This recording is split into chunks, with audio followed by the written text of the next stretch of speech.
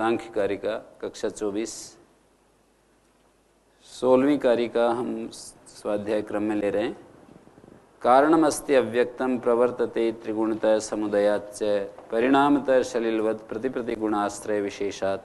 कारणमस्ति ये पहली कारिका से जुड़ा हुआ है और फिर कह रहे हैं अव्यक्तम प्रवर्तते, अव्यक्त की प्रकृति परिणाम की विधाएं बता रहे हैं। प्रकृति में जो परिणाम होता है वो किस किस विधा में होता है। एक विधा है त्रिगुणतः, मानी तीनों गुणों का अलग अलग, एक सत्व का सत्व में, रजस का रजस में, तमस का तमस में। ये प्रलय काल में ये विधा चलती है। पर सर्ग काल में समुदयात तीनों गुण मिलकर के कार्य करते हैं।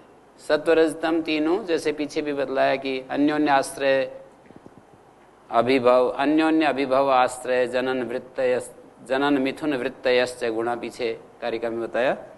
तो ये समुदयात शब्द को उसके साथ जोड़कर देख सकते हैं। अन्योन्य अभिभव, अन्योन्य आश्रय, अन्योन्य जनन, अन्योन्य मिथुन वृत्तयश्च गुणा, अन्योन्य वृत्ति वाले। तो ये समुदयात के अंतर्गत आ गया। मिल करके तीनों गुण कार्य करते हैं। और एक बात कही, कैसे करते हैं मिलकर के कार्य? मतलब दो विधाएं हैं इनकी, गुणों की कार्य करने की दो विधाएं हैं, एक सृष्टि में और एक प्रलय में। प्रलय में तो अलग अलग गुण अपने स्वरूप परिणाम में होते रहते हैं। सत्व सत्व में परिवर्तित होता रहता है, रजस रजस में, तमस तमस में परिवर्तित होता रहता है। लेकिन सृष्टि काल में मिल करके परिणामित होते हैं। मिल करके जब परिणामित होते हैं तो ये इतने परिणाम कैसे हो जाते हैं? तो ये अगली पंक्ति उसका पोषण कर रही है। परिणामतः, परिणाम की प्रक्रिया में सलिलवत एक दृष्टांत दिया, जैसे कि जल होता है और वो जल आकाश से बरसता है, और जब यहाँ पर धरती पर वो जल अलग अलग पौधों के साथ जुड़ता है तो अलग अलग गुणों में परिवर्तित हो जाता है। या एक और उदाहरण ले लो, जैसे ऊंट जल पीता है, या गाय जल पीती है, या सर्प जो है, सर्प मान लीजिए जल पीता है, वायु के माध्यम से पीता होगा या वैसे भी पीता होगा, ये पता नहीं, पर वायु के माध्यम से तो पीता ही है। तो जल जैसे पान करता है वो, वायु में भी नमी होती है और उसके माध्यम से, मुझे पता नहीं उसकी क्या नेचर है, पर मैं उसको प्रस्तुत कर रहा हूँ अपनी बात को पोषण करने में, कि एक ही जल आश्रय विशेष के कारण से ऊंट के अंदर वो जल मूत्र के रूप में परिवर्तित हो गया, गाय के अंदर वही जल दूध के रूप में परिवर्तित हो गया, और सर्प में वही जल विष के रूप में परिवर्तित हो गया। आश्रय विशेषात। दो दृष्टांत अलग अलग दिए मैंने, अपनी तरफ से दिए। ये तो व्याख्याकारों को पढ़ करके ही, अपनी तरफ मतलब मैं सोच करके नहीं, व्याख्याकारों का ही स्वाध्याय करके। तो ये दो दृष्टांत दे रहे हैं कि जैसे आकाश से जब ये बरसता है बादल, तो ये जो धरती के ऊपर पेड़ पौधे हैं वो अलग अलग आश्रय को पा करके जल अलग अलग गुणों में बदल जाता है। प्रति गुण आश्रय विशेषात। प्रत्येक गुण का जो आश्रय होता है ना, प्रत्येक गुण का जो आश्रय विशेष होता है। प्रत्येक मानी हरेक, प्रति का अर्थ हो जाएगा हरेक गुण का आश्रय विशेष जो होता है अलग अलग होता है। उसके कारण से ये सलिल की भांति परिणाम वैचित्र्य हो जाती है। अव्यक्त का ये परिणाम वैचित्र्य हो जाता है। इतना जो व्यापक रूप से इसका जो परिणाम हमारे को देखने को मिलता है, ये सब होता है। प्रकृति के गुणों की मात्रा में परिवर्तित होते रहने के कारण है। एक एक गुण की प्रधानता से नाना रूपता को प्राप्त होती हुई ये प्रकृति भिन्न भिन्न प्रकार की सृष्टि को करने में सक्षम होती है।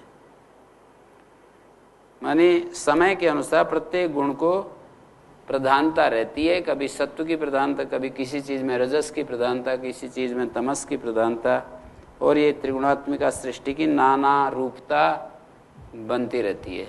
नाना रूपता स्वाभाविक है। अभी आपने बोला था कि सत्व सत्व में परिवर्तित होता रहता है, तो ये समझ नहीं आया। ये तो समझने की चीज है ही नहीं, तो मानने की चीज है ये तो। ये जो है प्रलय की अवस्था की बात कह रहे हैं। प्रलय में क्या होता है, गुणों में परिणाम दो तरह से होता है। इसमें ये बतलाया कि एक तो सृष्टि काल में होता है और एक प्रलय काल में भी। अव्यक्त में भी परिणाम तो होता है, पर वो उस परिणाम की जो प्रक्रिया है वो अलग है। क्या है वो प्रक्रिया, वो विधा क्या है परिणाम की? तो कह रहे हैं वहाँ जो है वो परिणाम की जो विधा होती है वो उसी गुण में उसका परिवर्तन होता रहता है। सत्व जो भी है, अब वो अव्यक्त ही हो गया तो उसको तो हम इमेजिन भी नहीं कर सकते उसका स्वरूप क्या है। सत्व नाम से परिचित हो रहे हैं, वो चीज हमको कार्य को देख करके कारण का हम अनुमान कर रहे हैं। कार्य जो इसमें जो हमें परिवर्तन दिखाई दे रहा है ना, उसके आधार पर उसके अंदर उसके धर्मों का वो कर रहे हैं, मतलब उन धर्मों को हम देख रहे हैं। तो वो सत्व सत्व में, रजस रजस में, तमस तमस में ऐसे परिवर्तित होता रहता है। तो वो परिवर्तित कहना ही वो तो आवश्यक नहीं रहा, क्योंकि वो अपने आप उसी में है ही सही, तो परिवर्तित कहाँ रहा?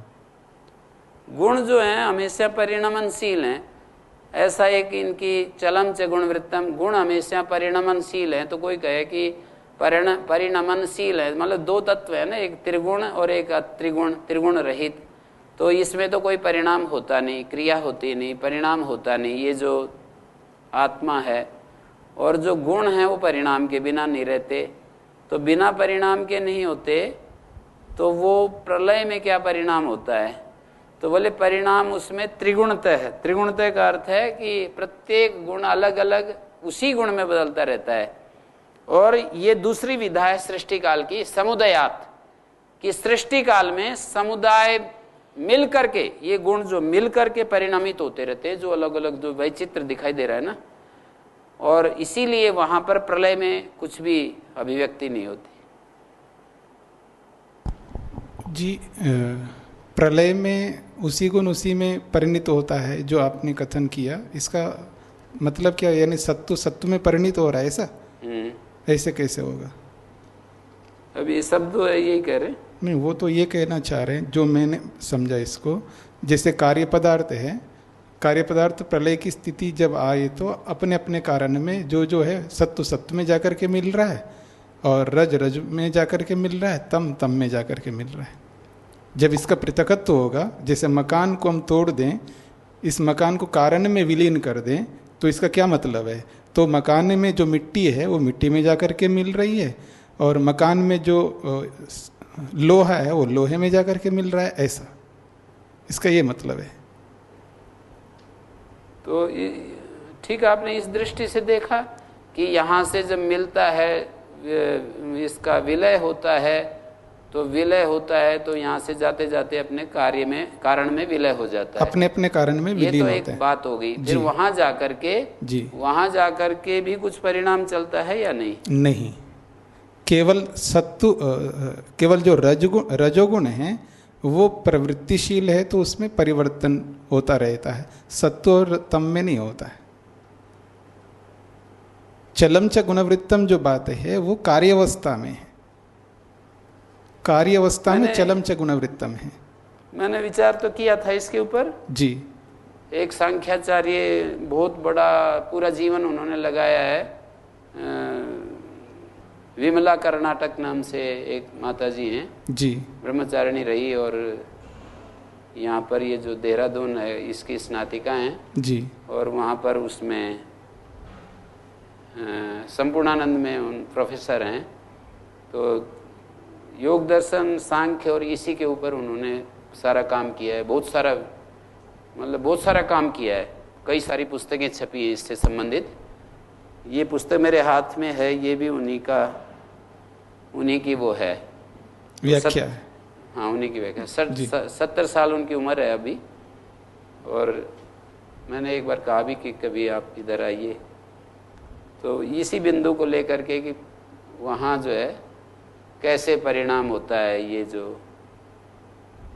तो विद्वान लोग ऐसे मानते हैं कि सत्व रजस तमस जो ये हैं, ये अपने कारण अवस्था में भी परिवर्तित, उस अवस्था में भी ऐसे नहीं, मतलब सत्व सत्व में, रजस रजस में, तमस तमस में निरंतर परिवर्तित होते रहते हैं। इसके पीछे ठीक है, ये विद्वान का मत है, पर उस मत के पीछे कोई हेतु होगा ना जो उनका, मतलब वो अपन सत्व सत्व में परिवर्तित होता है, उसके पीछे उनका हेतु क्या है, क्या हेतु देते हो? अब ये तो ठीक है, ऐसे मान लेंगे। नहीं मतलब ये विद्वान नहीं, जबरदस्ती मानना नहीं है ना जी। नहीं, मेरा मतलब ये है कि वो अतीन्द्रिय चीज है, अब उसको अब कैसे परिभाषित करें, इसलिए मैं छोड़ देता हूँ। मैं तो ज्यादा विचार नहीं करता हूँ, नहीं, बिल्कुल अतीन्द्रिय चीजों में जा करके। जब किसी बात को आप प्रस्तुत करते हैं ना जी, तो फिर उसको आप या तो पूरी तरह प्रस्तुत कर दीजिए। पूरी तरह का मतलब उसका हेतु आपके मन में भी तो आया होगा ना जी। मैंने तो जितना सीख पाया मैंने बता ही दिया। नहीं, आपने इतना ही नहीं सीखा है जी, आपने इतना ही नहीं सीखा है। आपने जब उनसे बात की अथवा पुस्तक के माध्यम से जो आपने पढ़ा है, सत्व सत्व में परिवर्तित होता है, तो उसमें आपने ये भी तो सोचा होगा ना कि उस सत्व सत्व में परिवर्तित कैसे? मेरे को संतोष नहीं था इसमें। अच्छा, उनका भी नहीं था, जी, उनके उत्तर में भी संतोष नहीं था। फिर ठीक है, अब भी नहीं है, फिर ठीक है। पर वो जो है वो जैसा वो कहते हैं, कई चीजें तो मैं ऐसे ही तो बताता हूँ कि विद्वान ऐसा कहते हैं जी, विद्वान ऐसा मानते हैं, है ना। अलग अलग बहुत सारी मान्यता हैं, तो उस उन्हीं बिंदुओं पर तो मैं कहता हूँ कि ऐसा ऐसा मानते हैं, इसमें मेरा कोई आग्रह नहीं है। नहीं, मैं भी ये कहना नहीं चाह रहा हूँ जी आपका आग्रह है, या मैं अपना स्वयं का आग्रह मैं भी नहीं रख रहा हूँ। केवल जो बात रखी गई है उस पर केवल प्रश्न जी कर रहा था। तो आगे जो है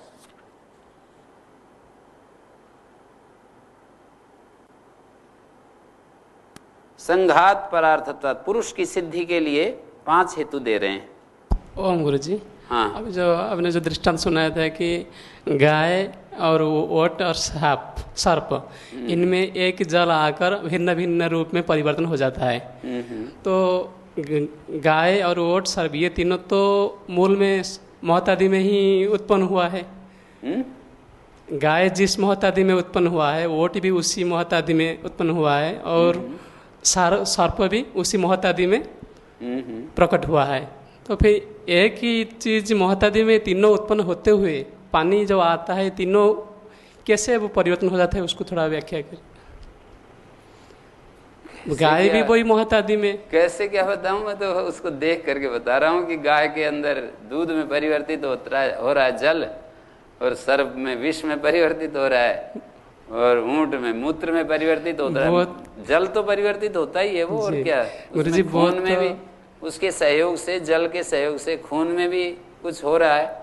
पर ये तो जो मानी वो जो जल है ना, आश्रय विशेष से एक अंश में दृष्टांत दिया है कि आश्रय विशेष से वो अलग अलग, ऊंट का जो मूत्र है वो अलग प्रकार का है और गाय का मूत्र अलग प्रकार का है। ये आश्रय विशेष की तो बात है जी। आश्रय विशेष मैं तो समझता हूँ वो, अब उत्तर देख कर हम भी देखते हैं, साधारण लोग भी ऐसे देखते हैं, जो भी हम देखते हैं, लेकिन सांख्य के जो किस आधार पर यह बता रहा है उसको थोड़ा विचार करना तो हमारा कर्तव्य है ही। वो दृष्टांत नहीं तो ये दूसरा समझ में आ रहा है। कौन से? ये वाला दृष्टांत जो है, ये ऊपर से आकाश से जल बरसता है तो ये अलग अलग आश्रय पा करके अलग अलग गुण धर्मों को धारण कर लेता है। उसी पर तो प्रश्न है, आश्रय सब एक ही मोहतादी में प्रकट होते हुए कैसे वो परिवर्तन हो जाते हैं? आश्रय का मतलब सत्व रज तम जी, जो 3 गुण हैं, अलग अलग आश्रय पा करके अलग अलग रचना कर रहे हैं। सृष्टि वैचित्र कैसे हो रहा है, इतना वैचित्र कैसे हो रहा है? लेकिन जो आश्रय वो भी तो सत्व रज तम मूल है, वो भी है, ठीक है। इसलिए वो कैसे हो जाता है? वो गुण अलग अलग आश्रयों को पा करके वो भी है। साधारण हम भी देखते हैं अलग अलग है, पानी एक पानी होते हुए आम में मीठा होता है, लेंबू में खट्टा होता है, तो ये भी है, लेकिन वो कैसे होता है वही तो नकल निश्वास मानना है। समाधान आप लोग मतलब जिसके जो समझ में आए अपनी आहुति दे दिया करो, हैं? इनका प्रश्न है। तो हम भी देखते हैं, हम भी मान लेते हैं, लेकिन हम ढूंढते हैं वो क्या कारण है, उस कारण को ढूंढते। किसी को कोई समझ में आ रहा है तो उत्तर दो जी। हाँ जी, कुछ आ रहा है तो दो उत्तर। कैसे वो आश्रय विशेष में आश्रय विशेष पा करके कैसे परिणमित हो जाता है, भिन्नता कैसे हो जाती है, सृष्टि में भिन्नता कैसे आ जाती है। ये तो आ रही है, बिल्कुल ठीक बात है। ये जो है गुण जो हैं परिवर्तित होते होते ही इतनी भिन्नता हो रही है ना, इतना जो वैचित्र्य है, ऐसे थोड़ी हो रहा है ये। तो वो जैसे सत्वगुण महत उसने आश्रय पाया, महत सत्व ने महत को आश्रय बनाया, तो उसमें महत प्रकाश की प्रधानता है, प्रकाश की प्रधानता है। रजस और तमस भी है पर प्रकाश की प्रधानता है। जैसे अहंकार में, फिर मनस में, फिर इंद्रिय तत्व, फिर ये तन्मात्र, फिर स्थूलभूत, और इनसे फिर आगे जो जगत है, तो वो इस विस्तार में गुण जो हैं अपने अपने आश्रय के अनुसार भिन्नता को प्राप्त हो रहे हैं। अब आप ये कह रहे हो कि वो जो चीज है उसमें भी 3 गुण है, और वो ये तीनों गुणों की तो बनी हुई है वो चीज, महद भी 3 चीज। आपका प्रश्न मैं समझ रहा हूं, पर मेरे पास कोई इसका जवाब नहीं है अच्छा सा। गुरु जी में कैसे होता है, कैसे होता है? अब ये एक विधान है, भगवान की सृष्टि है, विचित्र इसमें होता है। अब ये कैसे बताएं इसको, ऐसे होता है जी। ये तो एक अंतमोत्तर जैसे आप बताए भगवान के विधान, तो इसको मानना पड़ेगा परमात्मा ही इतना क्षमता है, एक ही आश्रय होते हुए भी वो परिवर्तन कर देते हैं। हम मनुष्य तो जितने भी एक आश्रय में पानी मिलाकर अंतर नहीं कर पाएंगे, एक ही भगवान ही उनके लिए, ये सब उनके माया ही है। ये माया है बिल्कुल। संघात परार्थत्वात् त्रिगुणादि विपर्ययात् अधिष्ठानात्, पुरुष की सिद्धि के लिए 5 हेतु दिए। ये जितने भी पदार्थ होते हैं ना, ये जितने भी बुद्धि आदि जो पदार्थ होते हैं वो मिलकर के कार्य करते हैं। संघात परार्थत्वात्, मिलकर के कार्य करते हैं। जितने भी बुद्धि आदि पदार्थ होते हैं वो मिलकर के कार्य करते हैं, और जो मिलकर के कार्य करता है वो परार्थ होता है, अपने लिए नहीं होता है। जैसे ईंट, पत्थर, चूना, लेंटर, लोहा और बहुत सारी चीजें मिलकर के कार्य करती हैं, और एक भवन निर्मित होता है। ये भवन के लिए नहीं होता है, ये भवन किसी दूसरे के लिए होता है, हमारे लिए होता है। तो जो भी संघात है, जैसे कि गेहूं, चावल आदि का जो पौधा है वो संघात के रूप में, एक पौधे के रूप में विकसित होता है। वो पौधा पौधे के लिए नहीं होता है, वो पौधा किसी दूसरे के लिए होता है। जो भी संसार की संघातात्मक चीजें हैं वो उसके लिए नहीं होती। जैसे ये मेज है, मेज के लिए नहीं होती है, ये मेज हमारे लिए होती है। ये पुस्तक, कागज एक संघात है, ये संघात इसके लिए नहीं है, ये संघात किसी दूसरे के लिए। जो दूसरा है उसी को पुरुष कहते हैं। संघात परार्थत्वात्, ये हेतु दिया है। संघातस्य परार्थत्वात्, संघात कहते हैं समुदाय को, समवाय को, समुच्चय को। संघातिकारी बुद्धि आदि पदार्थ अपना प्रयोजन करने के लिए नहीं होते, वो किसी दूसरे के प्रयोजन को पूरा करते हैं। इसमें कुछ कोई तर्क उठता है तो बोलो, कुछ उत्तर आएगा तो दे देंगे, नहीं तो कह देंगे भाई हमारे समझ में नहीं आ रहा है।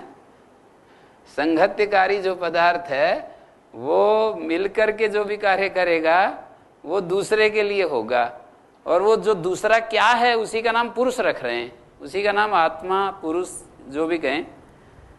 त्रिगुण आदि विपर्ययात्, ये पहला वाला हेतु पकड़ में आया, सहमत है इसमें? ऐसा कोई विपरीत उदाहरण आपको लगे कि ये संघात है, ये अपने लिए है जी? गुरुजी, हाँ, जो संघात है वो पूरी तरह से अपने लिए भी हो सकता है और आंशिक रूप से भी हो सकता है। आप बताओ कोई उदाहरण दो, और हाँ, फिर उसमें विचार करेंगे। यदि जैसे, दिमाग काम किया तो फिर जैसे ठीक है, नहीं तो जैसे हम तो सब हाथ खड़े करने के लिए हमने तो तैयार कर ही रखे अपने हाथ। बोलो। जैसे हम सभी भाई मिलकर कोई कार्य करते हैं, हाँ भोजन ही बनाते हैं, हाँ, तो भोजन हम सब मिलकर सबके लिए बना रहे हैं। भोजन बनाया आपने संघात से। सबने मिलकर। संघात क्या है? चावल, आटा, दाल, पानी, ये संघात है। ये जो संघात से जो भोजन तैयार हुआ भोजन के लिए है।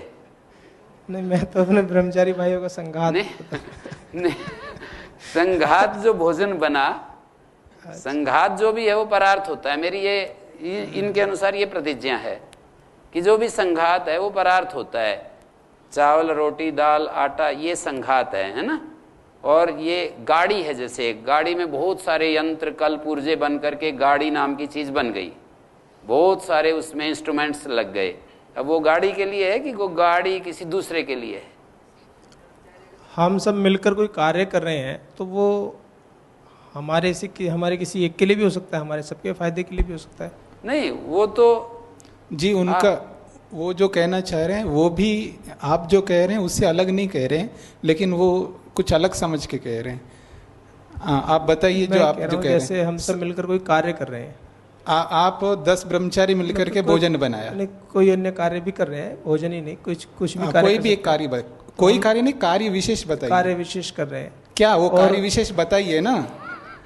हम गाड़ी को धक्का दे रहे हैं, हाँ ठीक है, तो उसमें जाना हम ही बैठ के है सबको, ठीक है, 10 मिलकर के गाड़ी को धक्का दिया। अब बताइए, आगे बताइए। तो वो हमारे लिए तो कार्य हो रहा है। वो नहीं, वो जो 10 मिलकर के तो 10 शरीरों को मिला करके धक्का दिया है जी, तो 10 शरीर जो है वो दूसरे के लिए है, ठीक है। नहीं, वो हमारे लिए है ना, हम तो उसी में बैठ नहीं, आप शरीर नहीं है ना, आप शरीर नहीं है, आपका मतलब आपकी आत्मा वो शरीर नहीं है। 10 शरीर मिलकर के धक्का रूपी कार्य को उत्पन्न किए, तो वो 10 शरीर रूपी संगात है, वो आप रूपी आत्मा के लिए है, और दूसरे जो बैठ करके जा रहे हैं वो दूसरे रूपी आत्मा के लिए है। मेरी बात पकड़ में आ गई आपको? तो जो गुरुजी बता रहे हैं उससे आप अलग नहीं बता रहे, आप थोड़ा अटकर के मैं शरीर को आत्मा को एक बना करके बता रहे हैं। शरीर के संघात को एक बना रहा हूं। हाँ, एक नहीं बनाना है। ओम स्वामी जी, जैसे यहाँ कोई भी द्रव्य है या कोई भी पदार्थ है, उसका होना ही उसकी सत्ता है, वही अपने लिए है। उससे आश्रय पाके कोई लाभ उठा ले, वो अलग बात है। उसमें वो अपने लिए ही तो है, उसकी सत्ता मात्र। अपने लिए का मतलब आपको समझाना पड़ेगा। अपने लिए का मतलब क्या है? उसका होना ही अपने लिए है ना। नहीं, वो आपकी अपनी परिभाषा है ना, आप कुछ भी परिभाषित करते रहो तो उसको थोड़ा समझे। यहाँ परार्थ और स्वार्थ का मतलब समझ लो पहले। परार्थ का मतलब क्या होता है? यानी कोई वस्तु दूसरे के प्रयोजन को सिद्ध करता है, ठीक है। तो जैसे सारा संसार आत्माओं के प्रयोजन को सिद्ध करता है, तो क्या संसार का कोई प्रयोजन है जो कि स्वयं वो सिद्ध करता हो? जैसे संसार आत्मा के प्रयोजन को सिद्ध करता है, भोग अपवर्ग को दिलाता है संसार, इसलिए वो दूसरे के लिए संसार। अब आप कहना चाह रहे हैं संसार संसार के लिए भी होता है। संसार का मतलब संसार के किसी एक पदार्थ को आप कह रहे हैं। मान लीजिए पानी है, पानी की सत्ता है तो वो अपने लिए है, जो आप कथन कर रहे हैं। तो पानी अपने लिए क्या प्रयोजन सिद्ध करता है वो आपको बताना पड़ेगा।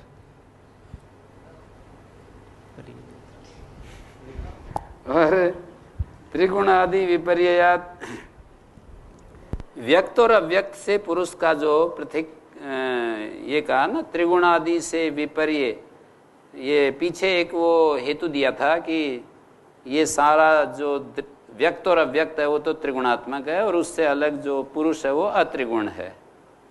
तो उसी को यहाँ उपादन कर रहे हैं। ये संघातवान जड़ पदार्थों में हमें त्रिगुणता दिखाई देती है। संघातवान जितने भी पदार्थ हैं उनमें हमें त्रिगुणता दिखाई देती है, अन्यत्र नहीं दिखाई देती।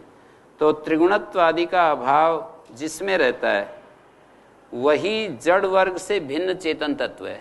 त्रिगुण आदि विपर्ययात, व्यक्त और अव्यक्त से पुरुष के पृथक करण में एक हेतु दिया था कि व्यक्त और अव्यक्त तो त्रिगुण है, पर उससे विपरीत पुमान है, ऐसा एक हेतु दिया था। व्यक्त भी और अव्यक्त भी त्रिगुण है, सत्व रज तम ये त्रिगुणात्मक है। तो त्रिगुणादि विपर्य, त्रिगुणादि के विपर्य से मानी उसके अभाव से, त्रिगुणादि का विपर्य, त्रिगुणादि का अभाव जिसमें है उसको पुरुष कहते हैं। त्रिगुणादि विपर्य से भी ये बात सिद्ध होती है कि कि एक पुरुष चेतन है, माने सारे संघातवान जड़ पदार्थ त्रिगुणता से युक्त हैं, ये एक बात है। तो जिसमें त्रिगुणत्वादि का अभाव रहता है वो जड़ वर्ग से भिन्न एक चेतन तत्व है और उसको पुरुष कहते हैं। गुरुजी। हाँ जी। गुरु शिष्य का संघात परार्थ या स्वार्थ मानेंगे? गुरु शिष्य का संबंध, संघात जो मतलब उनका जो एक मेल है, ये पदार्थ की बात चल रही है ना। शरीर को आप लीजिए कि गुरु का जो शरीर है वो शिष्य के लिए, शिष्य का जो शरीर है वो गुरु के लिए, आप ऐसा समझ सकते हो। फिर जो भी एक संघात है वो परार्थ होता है। तो हमारा जो शरीर है वो किसी दूसरे के काम आ रहा है, उसका शरीर हमारे काम आ रहा है, इस दृष्टि से भी आप देख सकते हो। जो भी एक संघात है, चाहे वो वस्तु का संघात है या इस चेतन शरीर के रूप में संघात है, हमारा जो ये शरीर है ये भी एक संघात ही है ना। अब ये संघात इस संघात के लिए है क्या, ऐसा विचार कीजिए। या गुरु का शरीर गुरु के लिए है क्या, वो शरीर शरीर के लिए है क्या, वो किसी के काम आए इसके लिए है। किसी के लिए मतलब उसकी आत्मा के लिए काम आ रहा है, दूसरे के संघात दूसरे की या अपनी आत्मा के लिए काम आता है।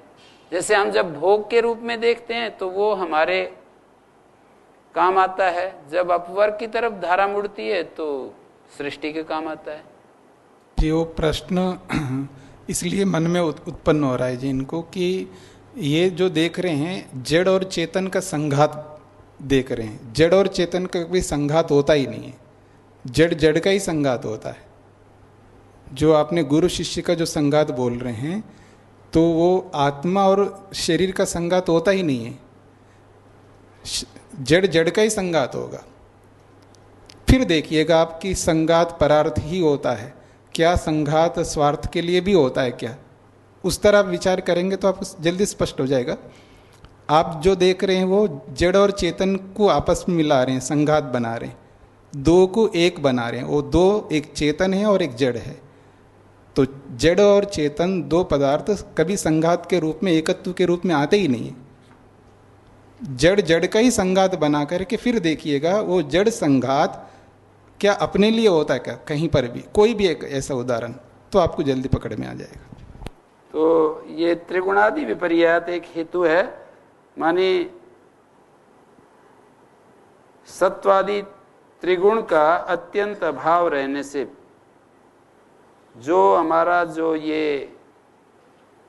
अस्तित्व है इसमें त्रिगुणादि का अभाव जिसमें है उसको पुरुष कहते हैं।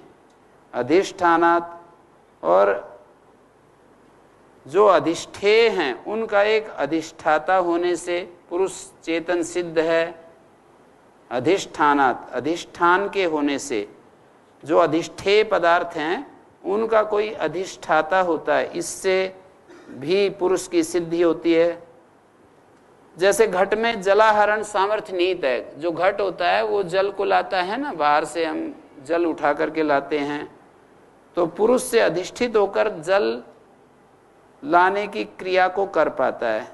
पुरुष से अधिष्ठित होकर के ही जो जल है उस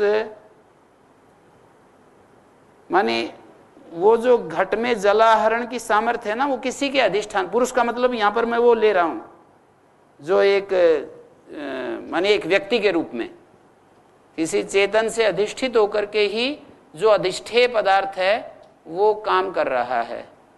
बिना अधिष्ठान के अधिष्ठेय का कोई अस्तित्व नहीं है। बिना अधिष्ठान के जो अधिष्ठेय है उसका कोई अस्तित्व नहीं है। और ये दो हेतु और बच गए, इनकी चर्चा सामान्य रूप से मैं कर देता हूं, फिर कल करेंगे। पुरुषोस्ति भोक्तृभावात्, भोक्ता के होने से जो भोग्य है वो सब एक कैटेगरी में आता है। भोग्यों का भोक्ता होने से भी पुरुष का अस्तित्व सिद्ध होता है। भोग्य भोग्य के लिए नहीं होता है, भोग्य भोक्ता के लिए होता है। तो भोक्तृभावात् कैवल्यार्थम प्रवृत्तिश्च, कैवल्य प्राप्ति के लिए प्रवृत्ति होने से भी हमें पता चलता है कि कोई ऐसी सत्ता है जो इस दृश्य से अलग है। क्योंकि मन बुद्धि आदि में एक प्रकार की निवृत्ति हो जाती है मोक्ष में, और कोई अपने निवृत्ति करने के लिए प्रवृत्त नहीं होगा।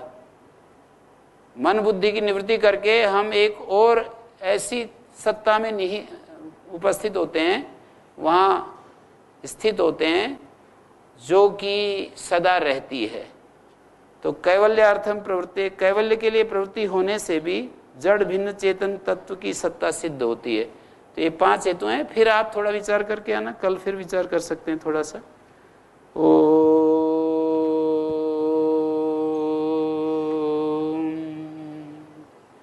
शांति शांति।